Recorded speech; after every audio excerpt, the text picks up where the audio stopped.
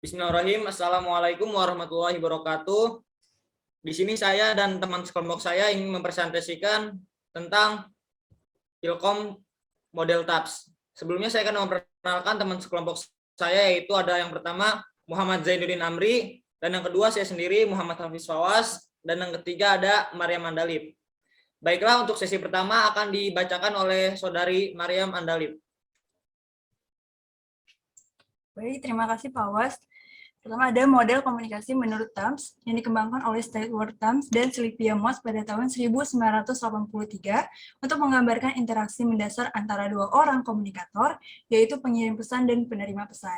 Tidak seperti ahli teori lainnya, TAMS menyatakan bahwa dalam peristiwa komunikasi, yaitu komunikator sebagai pengirim dan penerima pesan saling mempengaruhi satu sama lain dalam hal memberikan dan menerima pesan secara stimulan. Berikut adalah diagram model TAMS, di mana ada komunikator 1 dan komunikator 2, kemudian terjadi ada interaksi, yaitu berupa pesan, dilanjutkan dengan adanya saluran, ataupun bisa terjadi juga dengan adanya gangguan. Pesan dalam model TAMS dapat berupa pesan verbal dan pesan non-verbal, baik disengaja maupun tidak disengaja. Salurannya adalah alat indera, terutama pendengaran, penglihatan, dan perabaan. Gangguan dalam model TAMS dibagi menjadi dua, ada gangguan teknis dan gangguan semantik. Pada gangguan teknis merupakan adalah faktor yang menyebabkan si penerima merasakan perubahan dalam informasi atau rangsangan yang tiba, misalnya kegaduhan, ataupun yang juga berasal dari si penerima pesan, seperti orang yang berbicara terlalu pelan, sehingga nyaris tidak terdengar. Sedangkan pada gangguan semantik adalah pemberian makna yang berbeda atas lambang yang disampaikan pengirim. Next. Elemen TAPS. Menurut TAPS, terdapat beberapa faktor internal maupun eksternal yang mempengaruhi proses pengiriman dan penerimaan pesan. Sejatinya, dalam model ini, TAPS hanya menekankan pada 5 elemen, yaitu ada input, filter, channel, noise, dan time. Namun, Hubert dalam communication, dia melengkapinya dengan beberapa unsur lainnya.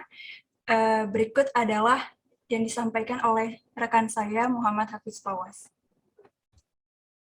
TAPS memiliki beberapa elemen penting, yaitu yang pertama ialah komunikator.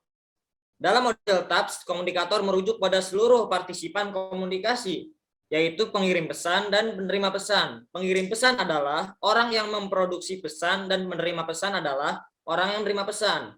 Dan yang kedua adalah channel. Channel adalah saluran komunikasi atau media komunikasi merujuk pada berbagai jenis alat, metode atau media komunikasi yang digunakan oleh komunikator untuk mengirimkan pesan. Next, yang ketiga ada input, masukan input, yaitu stimuli yang terdiri dari seluruh stimuli masa lalu atau stimuli masa kini yang menyuguhkan berbagai informasi mengenai lingkungan. Yang keempat, rangsangan stimulus, yaitu segala sesuatu yang menyentuh indera, stimuli dapat berupa verbal atau non-verbal. Yang kelima adalah penyaring atau filters. Filter psikologis menyaring apa yang dilihat oleh manusia. Karena pada dasarnya manusia cenderung untuk menyaring segala sesuatu yang tidak ia terima. 6. Perhatian atau selektif. Manusia cenderung akan memberikan perhatian tertentu yang dianggap penting olehnya, atau segala sesuatu yang dapat memberikan kesenangan atau kebahagiaan pada dirinya. 7. Batasan psikologi. Set merujuk pada batasan psikologi, termasuk di dalamnya pengaruh budaya dan konteks di mana komunikasi terjadi. Set adalah presidopsisi atau harapan untuk merespon stimulus tertentu dengan cara tertentu.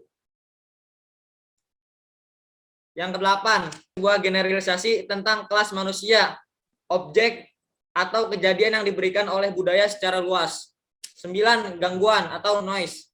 Gangguan dapat merujuk pada berbagai bentuk. Gangguan juga dapat terjadi pada setiap tahap-tahap maupun komponen komunikasi, termasuk gangguan yang ada dalam diri komunikator, saluran, dan konteks di mana komunikasi terjadi. 10. Times. Waktu di sini merujuk pada sifat komunikasi manusia secara berlangsung terus-menerus. TAPS menyatakan bahwa komunikasi adalah sebuah proses yang berlangsung secara berkelanjutan serta memiliki kemampuan untuk berevolusi dan berubah seiring berjalannya waktu. Baiklah, untuk selanjutnya akan dilanjutkan oleh saudara saya Muhammad Zainuddin Amri. Baik, terima kasih. Di sini saya akan mempresentasikan contoh dari aplikasi model tabs dalam kehidupan kita sehari-hari. Yang pertama, contoh yang pertama yaitu ketika kita berbicara ataupun mengirim pesan, sebenarnya kita juga mengamati perilaku lawan bicara dan bereaksi terhadap perilakunya yang kita lihat tersebut. Misalnya ketika kita bertemu dengan teman, kemudian kita menyapanya dan berlanjut dengan saling berbicara. Contoh yang kedua yaitu pada aplikasi media sosial. Secara teknis, aplikasi tersebut dapat diunduh dan juga dioperasikan dengan membutuhkan koneksi internet.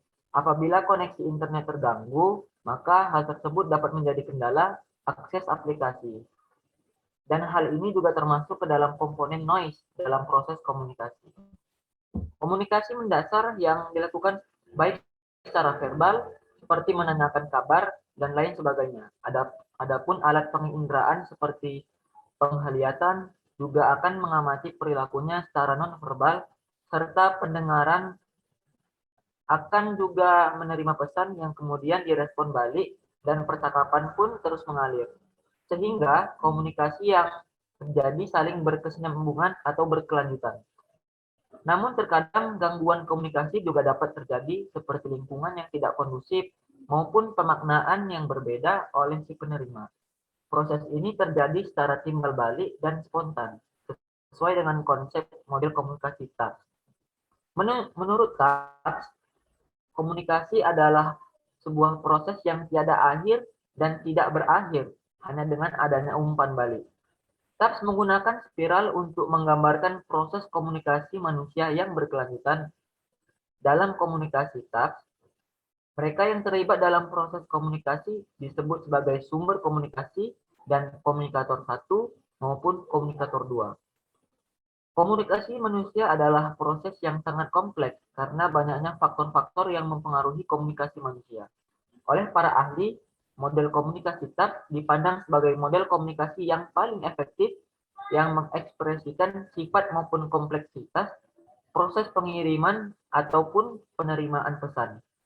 Untuk mencapai komunikasi yang efektif, komunikator perlu memahami berbagai stimuli komunikatif yang masuk serta menyaringnya, mengemas pesan dengan baik, memilih saluran atau media komunikasi yang tepat untuk menyampaikan pesan, serta mencoba untuk menghindari efek negatif yang diakibatkan oleh berbagai gangguan komunikasi saat mengirimkan pesan. Demikianlah ulasan singkat dari hasil paparan yang telah kami sampaikan. Semoga dapat menambah wawasan dan juga pengetahuan kita tentang salah satu model komunikasi transaksional, yaitu model komunikasi TAPS, terkait juga dengan konsep dan elemen pendukung di dalam kehidupan sehari-hari. Baiklah, terima kasih teman-teman atas kontribusinya. Mungkin sekian yang bisa kelompok kami sampaikan. Kurang lebihnya mohon maaf. Wabillahi taufiq wal hidayah. Wassalamualaikum warahmatullahi wabarakatuh.